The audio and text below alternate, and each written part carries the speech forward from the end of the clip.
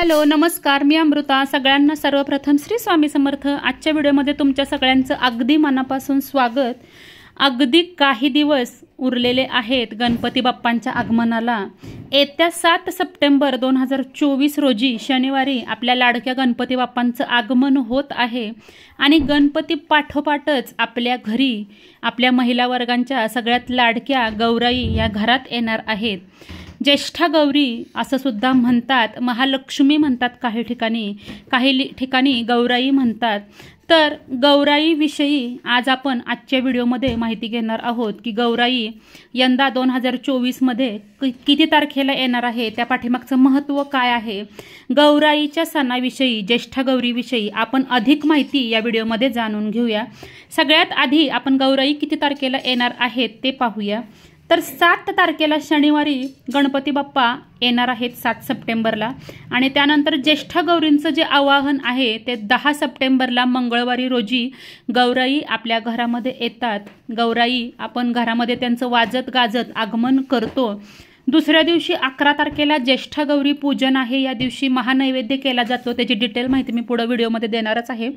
आणि 12 तारखेला गुरुवारी 12 सप्टेंबर 2024 रोजी ज्येष्ठा गौरी विसर्जन आणि घरगुती जे 5 दिवसाचे गणपती असतात त्यांचं विसर्जन हे 12 तारखेला होणार आहे. 3 दिवस आपल्या घरामध्ये गौराई लक्ष्म्या यांचं वास्तव्य असतं. आता आपण थोडी अधिक माहिती त्याविषयी जाणून घेऊया. भाद्रपद शुक्ल पक्षात चंद्र अनुराधा नक्षत्रात असताना गौराई आणतात. चंद्र ज्येष्ठ नक्षत्रात असताना गौरी पूजतात आणि चंद्र मूळ नक्षत्रात असताना गौरीचं विसर्जन केलं जातं. पार्वती आणि तिच्या सखी यांचं पूजन करतात. बघा, परंपरेप्रमाणे रूढीप्रमाणे खड्याच्या मुखवट्याच्या मूर्ती स्वरूपात पितळेच्या मुखवटे, तेरड्याच्या वनस्पती गौरी मानून पूजन, तसंच मावळ्यामध्ये बघा कागदी मुखवटे गौराईचे असतात. POPचे मुखवटे आता हल्ली नवीन निघाले आहेत. कोल्हापूर साईडला जे विड्याचं पान असतं त्यावर गौराईचा चेहरा काढून त्या गौराई पूजतात. तर प्रत्येक ठिकाणी वेगवेगळ्या पद्धतीच्या गौराई ह्या असतात. परंपरेप्रमाणे आपण जशा आपल्या घरामध्ये गौराई चालत आल्या त्या पद्धतीनं आपण गौराई पूजतो. गौरी ही पार्वती धान्य लक्ष्मी स्वरूपात असते, कारण भाद्रपद महिन्यात शेतात धान्य तयार होतं. 2.5 दिवसाच्या गौराई उत्सवात 2 महालक्ष्म्या असतात.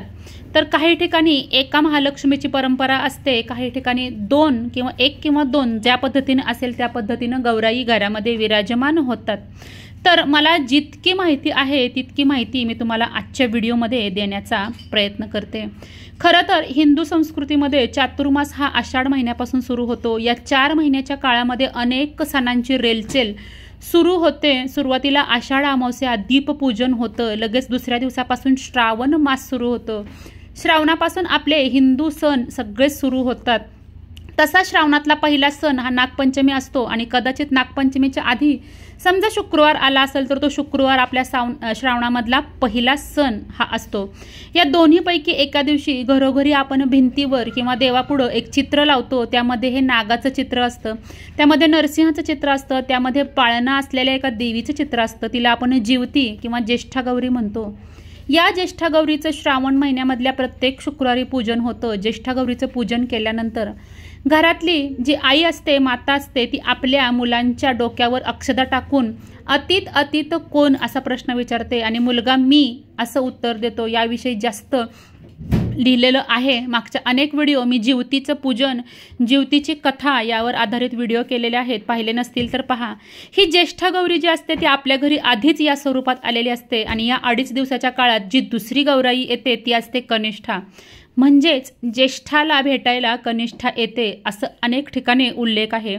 एका पौराणिक कथेनुसार तापदायक राक्षसांच्या त्रासातून मुक्तता करण्यासाठी व आपलं सौभाग्य अखंडित राहावं म्हणून एकदा सर्व स्त्रिया गौरीला शरण गेल्या असता गौरीनं भाद्रपद महिन्यातच असुरांचा संहार करून स्त्रियांना सुखी केलं आणि म्हणून ज्येष्ठा गौरी हे व्रत करतात. भाद्रपदमधल्या शुक्ल पक्षामध्ये अनुराधा नक्षत्रावर आवाहन, ज्येष्ठा नक्षत्रावर पूजन महानैवेद्य, तर मूळ नक्षत्रावर विसर्जन हे कायम ठरलेलं असतं. या उत्सवामध्ये नक्षत्र प्रधान आहे, हा उत्सव हा नक्षत्र प्रधान आहे, यामध्ये तिथीचा काहीही संबंध येत नाही। ज्येष्ठ गौरी उत्सव हा परंपरा त्या ठिकाणच्या रीती चाली रिवाजानुसार होत असतं।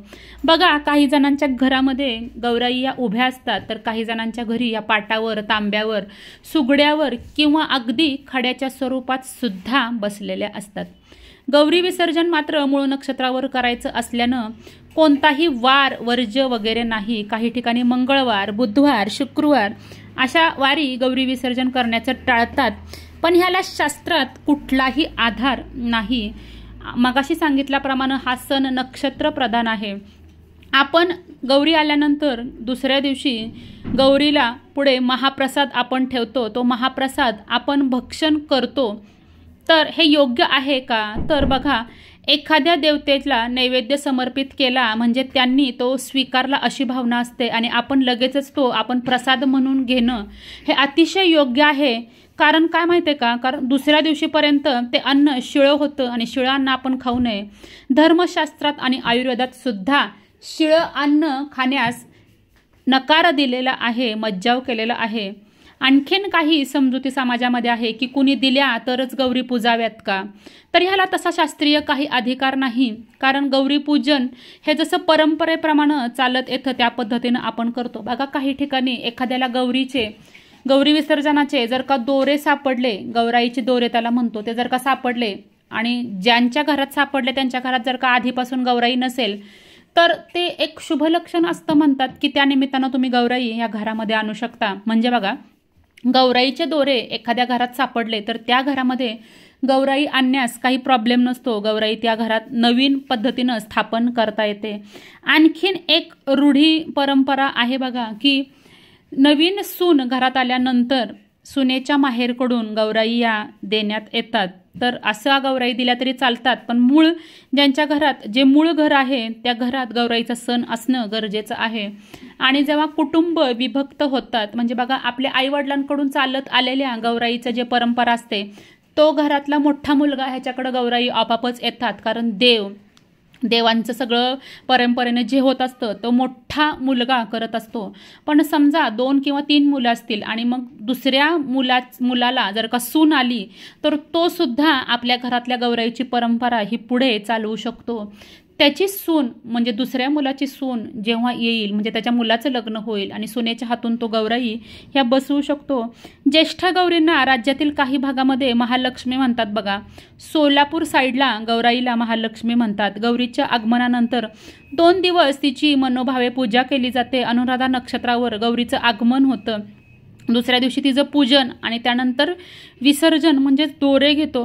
ह्या 3ही दिवशी गौरीच्या चेहऱ्यावरचे जे हावभाव असतात ते वेगळे असतात, चेहऱ्यावरचे भाव असतात ते वेगळे असतात। ज्यावेळेस गौराई आपण घरात आणतो त्यावेळेस तिचा चेहरा अत्यंत प्रसन्न दिसतो। जशी सासूरवाशीन आपल्या माहेरी येते, असं म्हणतात की गौराई म्हणजे सासूरवाशिनी असतात आणि त्या वर्षातून एकदाच आपल्या माहेरी येतात, म्हणूनच आपण फराळाचे निरनिराळे पदार्थ करून त्यांचे लाड करतो। करंजा, बेसन लाडू, चकली, शंकरपाळ्या, पेढे, जिलेबी, इतर काही जितक्या मिठाया आपण दिवाळ सणाला सुद्धा करत नाही तितक्या गौराईच्या समोर आपण ठेवतो। ती आल्यानंतर हौसेने सगळं करतो। दुसऱ्या दिवशी आपण पुरणपोळीचा महानैवेद्य करतो। त्या महानैवेद्यामध्ये अगदी 16 कोशिंबिरी, 16 चटण्या, पुरणपोळीचा नैवेद्य, शेवयांची खीर, कढी, वडी, भेंडी, गवारीची भाजी, पंचामृत आदी अशा भरपूर अशा जे काही चटण्या कोशिंबिरी असतात, परिपूर्ण जेवण आपण गौराईसाठी करतो। आणि दुसऱ्या दिवशी सुद्धा गौराईच्या चेहऱ्यावर एक वेगळ्याच प्रकारचं हास्य आणि सुखद भाव असतात। मात्र तिसऱ्या दिवशी गौराई ही आपल्याला दोरे घेतल्यानंतर विसर्जन करायचे असते, म्हणजे ठेवून द्यायची असते गौराई, तर गौराई तिसऱ्या दिवशी ही माघारी जाते। बघा, गौराईचे दोरे ज्या दिवशी आपण घेतो त्या दिवशी जर का आपण व्यवस्थितपणे मनापासून जर का गौरीचा चेहरा निरीक्षण केला तर त्या चेहऱ्यामध्ये थोडेसे दुःखद भाव हे आपल्याला दिसून येतात। ज्या पद्धतीनं लेक आपल्या माहेरहून सासरी निघते तेव्हा तिच्या चेहऱ्यावर आपल्या माहेरहून जाण्याचं जे दुःख असतं तेच दुःख आपल्या गौराईच्या चेहऱ्यावर विसर्जनाच्या दिवशी म्हणजे दोऱ्याच्या दिवशी दिसतं। बऱ्याच ठिकाणी अनेकींना ह्याचा अनुभव आला असेल। माझ्या मागच्या काही व्हिडिओमध्ये मला गौराईचे आलेले अनुभव मी मागच्या वर्षीच्या व्हिडिओमध्ये शेअर केले, तुम्ही ते व्हिडिओ पाहिले नसतील तर पहा।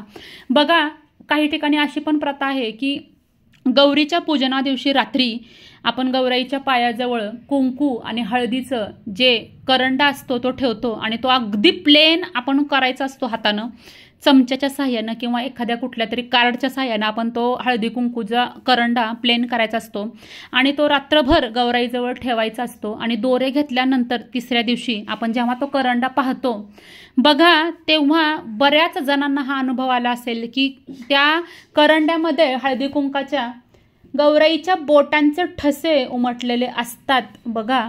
म्हणजे गौराई माघारी जाताना हळदी कुंकू स्वतः लावून घेऊन जातात अशी मान्यता आहे।